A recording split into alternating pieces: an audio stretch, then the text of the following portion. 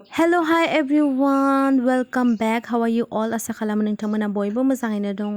ओमफ्राय नै जोंहा दिनै उदालगुरि टाउनाव थांनो ओंखारदों। जोंना बाजै, दादा, ओमफ्राय दादानि उन्दैफोर आरो नै सासे हौवासा ओमफ्राय सासे हिन्जावसा। ओमफ्राय बे हिन्जावसानि मुङानो जादों आबियाना। She is so cute, जा अनथावथाव गथ'आ। ओमफ्राय नै नोंसोरखौ हाय खालामगासिनो।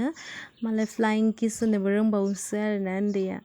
ओमफ्राय नै वेदारा जा मोजां आरोना माने अखा हागासिनोमोन नालाय ओंखायनो जा मोजां नुदों आरोना वेदारखौ पुरा ग्रीन बेबायदि जानायमोन आरोना ओमफ्राय फनाव बारा सिनायाखै आरोना ओमफ्राय नै जा माने आं भिडिअ लानायखौ नायनानै मिनिगासिनो आरोना जा खुसि आरोना गथ'आ ओमफ्राय नै जोंना बाबुआहाय बिफाजों सिगाङाव जिरायलाय जोंजों उनाव जिरायलाय बिथिंबा बिथिं बास्लायगासिनो आरोना बिनि खानायखौ सिनगोन आरोना दिनै ओमफ्राय आरो आबियानानि खोमाखौ सिफ्लुंगोन आरो मानो होनबा बेहा खोमा सिफ्लुङाखै नालाय दाबो बिनिखायनो खोमा सिफ्लुंनो होननानै जोङो थांगासिनो आरोना बिसोरखौबो खोमा सिफ्लुंथ'है आरो जोंहाबो बुस्थु बायनो दंखायो नालाय ओंखायनो जोङो ओंखारबाय आरोना नायदो ओमफ्राय बिथांनि रायलायनायखौ खोनासं आरोना जा किउट आरोना लोगोफोर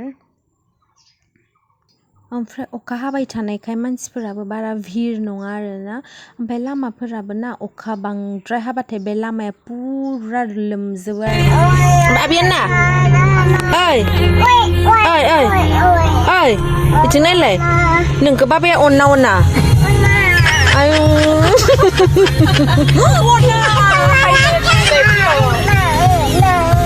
आबियानाखौ बिफाया अनानो आरोना आं सोंनायाव खोन्थादों एन्ड दिनैनि ब्लगा आबियानाखौ अनानो आरोना बिफाया आंनो खोन्थादों ओमफ्राय दिनैनि ब्लगखौ बेयावनो एन्ड खालामनोसै आं बांद्राय गोलाव खालामनो हाला मानो होनबा जोङो थांनायानो मोनाखाबाय नालाय बेनिखायनो आङो हाला आरोना बांद्राय गोलाव खालामनो आरो नोंथांमोना आंनि ब्लगखौ नायनानै मोजां मोनदोंबा अननानै लाइक साबस्क्राइब खालामनानै लादो थेंक इउ सो माच गाइस फर वाचिं बाय बाय